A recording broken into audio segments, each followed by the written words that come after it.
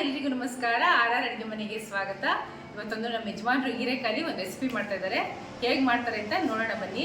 ಇದು ಚಪಾತಿ, ಪೂರಿ, ದೋಸೆ, ಇಡ್ಲಿ ಮತ್ತು ಅನ್ನಕ್ಕೆ ತುಂಬ ಚೆನ್ನಾಗಿರುತ್ತಂತೆ. ಬನ್ನಿ ಹೇಗೆ ಮಾಡೋದಂತ ಮುಂದೆ ವಿಡಿಯೋದಲ್ಲಿ ನೋಡೋಣ. ಈ ವಿಡಿಯೋ ಇಷ್ಟ ಆದರೆ ಫ್ಯಾಮಿಲಿ ಫ್ರೆಂಡ್ಸ್ಗೆ ಶೇರ್ ಮಾಡಿ. ನಮ್ಮ ಚಾನಲ್ನ ಸಬ್ಸ್ಕ್ರೈಬ್ ಮಾಡೋದು ಮರಿಬೇಡಿ. ಮೊದಲಿಗೆ ಒಂದು ಹೀರೆಕಾಯಿ ತೊಗೊಂಡಿದ್ದೀನಿ, ಇದನ್ನು ಕಟ್ ಮಾಡ್ಕೊತಾ ಇದ್ದೀನಿ. ಬೇಸಿಗೆಗೆ ತುಂಬ ಚೆನ್ನಾಗಿರುತ್ತೆ ಇದು ಸಾಂಬಾರು ಥರನೂ ಇರುತ್ತೆ, ಗೊಜ್ಜು ಥರನೂ ಇರುತ್ತೆ, ತುಂಬ ಚೆನ್ನಾಗಿರುತ್ತೆ. ಇಲ್ಲಿ ಸಿಪ್ಪೆ ತೆಕ್ಕೊಂಡಾಗಿದೆ, ಇವಾಗ ಕಟ್ ಮಾಡ್ಕೊಂಬಿಡೋಣ. ಅಲ್ಲಿ ನಾನು ಈ ಥರ ರೌಂಡಾಗಿ ಕಟ್ ಮಾಡಿ ಇಟ್ಕೊಂಡಿದ್ದೀನಿ. ಬದನೆಕಾಯಿ ತೊಗೊಂಡಿದ್ದೀನಿ, ಇದನ್ನು ಕಟ್ ಮಾಡ್ಕೊಬೋಣ. ಇಲ್ಲಿ ಈ ಥರ ಕಟ್ ಮಾಡಿ ಹಾಕ್ಕೊತಾ ಇದ್ದೀನಿ. ಆಲೂಗಡ್ಡೆ ಸಿಪ್ಪೆ ತಗೊಂಡ್ಬಿಡೋಣ. ಇಲ್ಲಿ ಸಿಪ್ಪೆ ತಗೊಂಡಾಗಿದೆ ಆಲೂಗಡ್ಡೆನೂ, ಇದನ್ನು ಕಟ್ ಮಾಡಿ ಹಾಕ್ಕೊತಾ ಇದ್ದೀನಿ.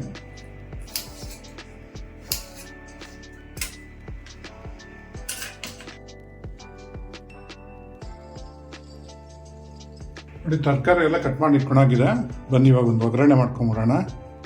ನೋಡಿ ಒಗ್ಗರಣೆ ಮಾಡ್ಕೊಳ್ಳೋದಕ್ಕೆ ಒಂದು ಪ್ಯಾನ್ ತೊಗೊಂಡು ಎಣ್ಣೆ ಹಾಕ್ಕೊತಾ ಇದ್ದೀನಿ. ಒಂದು ಅರ್ಧ ಟೇಬಲ್ ಸ್ಪೂನಷ್ಟು ಸಾಸಿವೆ, ಒಂದು ಅರ್ಧ ಟೇಬಲ್ ಸ್ಪೂನಷ್ಟು ಜೀರಿಗೆ, ಒಂದು ಸ್ಪೂನಷ್ಟು ಉದ್ದಿನಬೇಳೆ, ಇದೆಲ್ಲ ಸ್ವಲ್ಪ ಬಾಡಿಸ್ಕೊಳ್ಳೋಣ.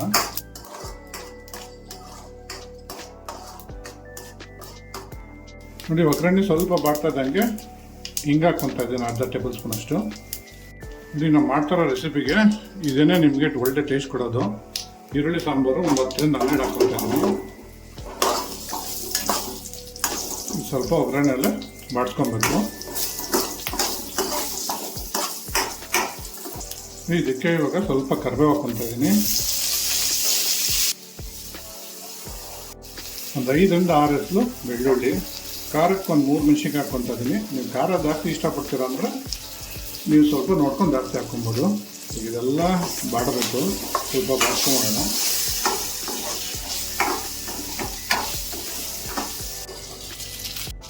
ನೋಡಿ ಈರುಳ್ಳಿ ಎಲ್ಲ ಇಷ್ಟು ಬೆಂದಾದ್ಮೇಲೆ ಕಟ್ ಮಾಡಿ ಇಟ್ಕೊಂಡಿರೋ ಟೊಮೊಟೊ ಹಾಕ್ಕೊತಾ ಇದ್ದೀನಿ. ಟೊಮೊಟೊ ಸ್ವಲ್ಪ ಬಾಡ್ಸ್ಕೊಂಬೋಣ. ಈಗ ರುಚಿಗೆ ತಕ್ಕಷ್ಟು ಉಪ್ಪು ಹಾಕ್ಕೊತಾ ಇದ್ದೀನಿ. ಉಪ್ಪು ಹಾಕೋದ್ರಿಂದ ಟೊಮೊಟೊ ಸ್ವಲ್ಪ ಬೇಗ ಬೇಯುತ್ತೆ. ಅದಕ್ಕೆ ಟೊಮೊಟೊ ಜೊತೆ ಎಲ್ಲರೂ ಉಪ್ಪು ಹಾಕೋದು. ನೋಡಿ ಟೊಮೊಟೊ ಸ್ವಲ್ಪ ಬಾಡ್ತದಾಗೇ ಒಂದು ಚಿಕ್ಕದು ಹುಣಸೆಹಣ್ಣು ಹಾಕ್ಕೊತಾ ಇದ್ದೀನಿ. ಒಂದು ಚಿಕ್ಕ ನೆಲ್ಲಿಕಾಯಿ ಗಾತ್ರದಷ್ಟು. ನೋಡಿ ಟೊಮೊಟೊ ಬಾಡ್ತಾ ಇದ್ದಂಗೆ ಕಟ್ ಮಾಡಿ ಇಟ್ಕೊಂಡಿರೋ ತರಕಾರಿಗಳು ಹಾಕ್ಕೊತಾ ಇದ್ದೀನಿ. ತರಕಾರಿನ ಒಗ್ಗರಣೆಯಲ್ಲಿ ಮಿಕ್ಸ್ ಮಾಡ್ಕೊಂಬಿಡೋಣ. ಇವಾಗ ಇದನ್ನು ಮುಚ್ಚಿಟ್ಬಿಟ್ಟು ಒಂದು 5 ನಿಮಿಷ ತರಕಾರಿಲಿ ಒಗ್ಗರಣೆಯಲ್ಲೇ ಬಡಕ್ಕೆ ಬಿಟ್ಬಿಡೋಣ. ಅವಾಗ ಒಂದ್ಸರಿ ತೆಗೆದ್ಬಿಟ್ಟು ಸ್ವಲ್ಪ ಮಿಕ್ಸ್ ಮಾಡ್ಕೊತಾ ಇರಬೇಕು ಎಲ್ಲ ಕಡೆ. ಇದಕ್ಕೆ ಬೇಳೆನೂ ಬೇಡ, ತೆಂಕ ರುಬ್ಬಾಕೋದೂ ಬೇಡ. ತುಂಬ ಚೆನ್ನಾಗಿರುತ್ತೆ. ಅನ್ನಕ್ಕೆ, ಚಪಾತಿಗೆ, ಇಡ್ಲಿಗೆ ಎಲ್ಲ ತುಂಬ ಚೆನ್ನಾಗಿರುತ್ತೆ. ವಿಡಿಯೋ ಫುಲ್ ನೋಡಿ, ನಿಮಗೆ ಗೊತ್ತಾಗುತ್ತೆ. ತುಂಬ ಚೆನ್ನಾಗಿರುತ್ತಿದ್ದು.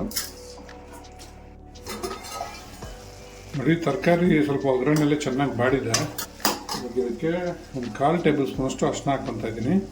ಒಂದು 1/4 ಟೇಬಲ್ ಸ್ಪೂನಷ್ಟು ಗರಂ ಮಸಾಲ, ಧನಿಯಾ ಪೌಡ್ರು 1 ಟೇಬಲ್ ಸ್ಪೂನು, ಒಂದು 3/4 ಟೇಬಲ್ ಸ್ಪೂನಷ್ಟು ಚಿಲ್ಲಿ ಪೌಡ್ರು, 1 ಟೇಬಲ್ ಸ್ಪೂನಷ್ಟು ಕಾಶ್ಮೀರಿ ಚಿಲ್ಲಿ ಪೌಡ್ರ್ ಹಾಕ್ಕೊತಾ ಇದ್ದೀನಿ. ಇದನ್ನೆಲ್ಲ ಮಿಕ್ಸ್ ಮಾಡ್ಕೊಂಬಿಡೋಣ.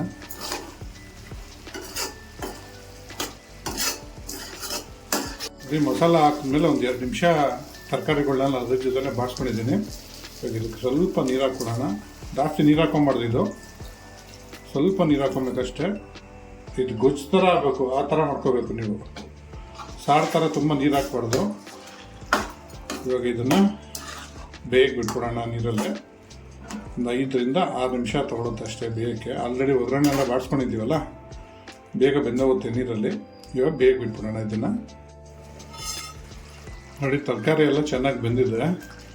ಇವಾಗ ಇದಕ್ಕೆ ಕಟ್ ಮಾಡಿ ಇಟ್ಕೊಂಡಿರೋ ಕೊತ್ತಂಬರಿ ಹಾಕ್ಕೊತಾ ಇದ್ದೀನಿ. ಸ್ವಲ್ಪ ಹಾಕ್ಕೊಂಡು ಹಿಂಗೆ ಮಿಕ್ಸ್ ಮಾಡ್ಕೊಂಬಿಡೋಣ. ನೋಡಿ ನೀರೇನು ಕಡಿಮೆ ಹಾಕ್ಕೊಬೇಕು ಅಂತಂದರೆ ಈ ಥರ ಎಲ್ಲ ಬೆಂದಾದ್ಮೇಲೆ ಲೈಟಾಗಿ ಹಿಂಗೆ ಇದನ್ನು ಸ್ಮ್ಯಾಶ್ ಮಾಡ್ಕೊಡ್ಬೇಕು. ಅದಕ್ಕೋಸ್ಕರ ನೀರು ಕಡಿಮೆ ಹಾಕ್ಕೊಂಡಿದ್ದು. ನೋಡಿ ಈ ಥರ ಮಾಡಿಕೊಂಡ್ರೆ ಸಾಕು. ಇವಾಗ ನಮ್ಮ ಕರಿ ರೆಡಿ ಇದೆ. ಇವಾಗ ಸ್ಟವ್ ಆಫ್ ಮಾಡ್ಕೊಂಬಿಡೋಣ. ನಮ್ಮ ಹೀರೆಕಾಯಿ ಕರಿ ರೆಡಿಯಾಗಿದೆ. ಟ್ರೈ ಮಾಡಿಬಿಟ್ಟು ಹೇಗಿತ್ತು ಅಂತ ಕಮೆಂಟ್ ಬಾಕ್ಸ್ ತಿಳಿಸಿ.